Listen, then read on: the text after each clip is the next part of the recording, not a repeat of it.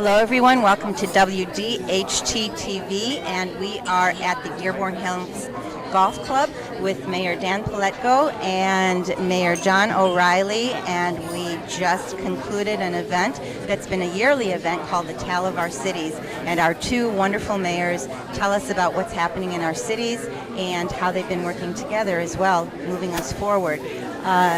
Mayor Paletko, you started off with a comedy routine, which I love. You made CPA sound actually exciting, so that's a good thing.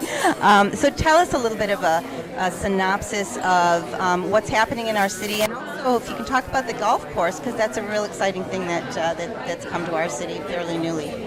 Well, we have a lot of new developments. I think one of the positive things is we're working with the city of Taylor on the Van Born corridor, and you're going to start to see some really fantastic improvements, and we hope to bring in new development along the corridor, but both planning commissions, both TIFAs are working together. There can be common signage, common improvements along Van Born, and the two cities are not in competition. It's like my good friend here, Mayor O'Reilly, that we are actually working to better the area, and if we can bring in a major company that will supply jobs and improve the tax base, whether they locate in Dearborn, Taylor, or Dearborn Heights, it's a positive for the community. So by working together, I think you're going to see some really fantastic things coming up. I think we are already, and it is definitely a team effort. Mayor? Yeah, well, same in our town. We're trying to raise awareness, and we're also going out to find out how can we bring more customers into our region. How do we get people to come here as a destination? And so that's something we've already got a lot of data. We're working on that. I haven't finished the development, but that's going to then help us understand what are the things we can do to begin to build a bigger base for our region. People who don't even think about coming to this area for recreation or for any other things, even purchases and so on. So we want to figure out how we can see which are the best areas that we can go after and build our base. There's a lot of exciting things happening on Michigan Avenue right now with Ford Motor Company coming in, and I think we are starting to be the center hub for both cities, and that's exciting. But how is that going to affect our city? Well, it just means that, obviously it's good for everyone because it means there's more jobs, there's more opportunities, that they will benefit because there will be new businesses that come in and that weren't here otherwise. So there's having growing, your base is good for everyone. It's good for the people who are already here, and it's good for the people who are coming in. And we just have to go after that base. Mass transit has been such a conversation for so long, and you had touched on that as well, and so did you. But what are we doing to move forward? We need to get into the swing of things, I guess, and sort of come up to the present, so we can deal with the future. And mass transit is really the place to be. Do we have any idea of the timing and how we're going to move forward with that? I would assume that we'll go back to the ballot proposal and once again attempt to have the region accept it. And unfortunately, we had one individual in Macomb County who really tried and sabotaged the last proposal. But it would be nice, I believe, to be able to go downtown to one of the sporting events or to the symphony and not to have to worry about where you're parking your car, but be able to take a mass transit to these areas, or to Ann Arbor, or to the east side or northern suburbs. And I really believe we will eventually get there, but it was very disappointing when we came close and had that failure. Absolutely, and you mentioned east and west and bridging that gap. Well, and the other thing that is really exciting is, so we did get them to try starting to run a limited bus that would go out to the airport. That has been killing it. Its records are way over anybody's expectation. It is outperforming anything that anybody had said. So it does demonstrate for sure just what the mayor said, that people are ready. They're ready to do this. They want to go. It only goes from Detroit down to our area, and then it goes out to the airport, and yet it's getting more activity than any other on the line. So that tells us people are ready. We just have to make it happen. Get with the program. I think the key is you have two people here as mayors that have done everything possible to bring mass transit to the region. We just need to get more mayors and more elected officials aboard.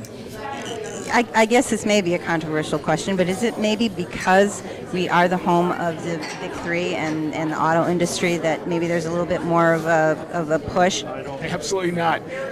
Ford Motor Company wants transit as bad as anybody else, and I know that for a fact because they know that's where it's going. They also know that the people they're going to be recruiting to be their next, big to be the ones who develop the new things they're going to be putting out here.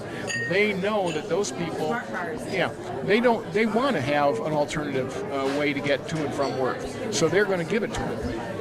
I totally agree, and unfortunately, because I served in the legislature with the one individual, Macomb, and he really distorted what we were attempting to do, and that is very troubling. And I'm hoping that sounder minds in Macomb County start to appreciate what we need to do.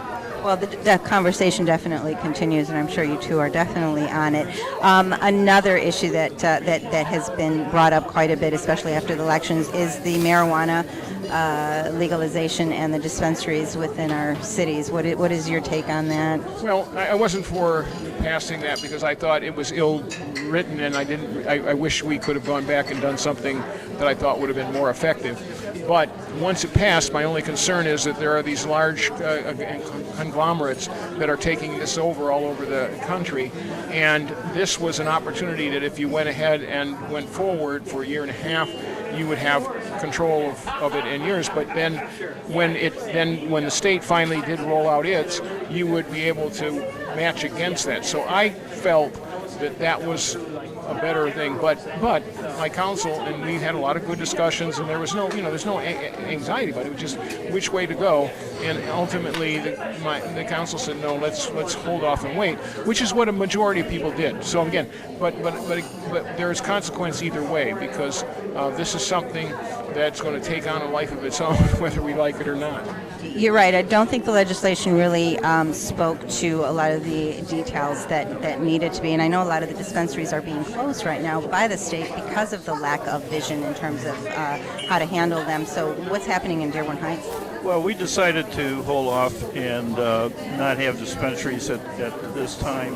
But the mayor's concern is something that I've heard, that large corporations outstate see this as an opportunity to come in, and they're going to squeeze a lot of the small people right out. This is going to be controlled by conglomerates, and that's one of the problems that in a citizen initiative, sometimes they're not written as well, and you can't make alterations a lot of times to them. So we're going to learn as we go on. And I guess being conscious of that, we don't want to miss the boat either. So it's sort of a double-edged sword there. Well, again, it's going to be what it is. We believe in our democracy. So whether you like it or not, that was our democracy, and we've got to live with it. So no matter what happens down the road, it'll be now for us to come together when we when those times happen, when the state is beginning to formulate what they're going to do. We need to be there as a voice, and one voice, I hope, and saying, well, here between those two, this is what we believe should be the way you go, because it's going to fall into the legislators' hands in the end. Absolutely. Any final comments, words for our citizens? I would just say that it was indeed a pleasure to be here, to be the mayor of the city of Dearborn Heights, and to work with my good friend Mayor O'Reilly in Dearborn. And I see what happens positively in Dearborn is positive for Dearborn Heights. So we want Dearborn to succeed, and they are succeeding, and it's great.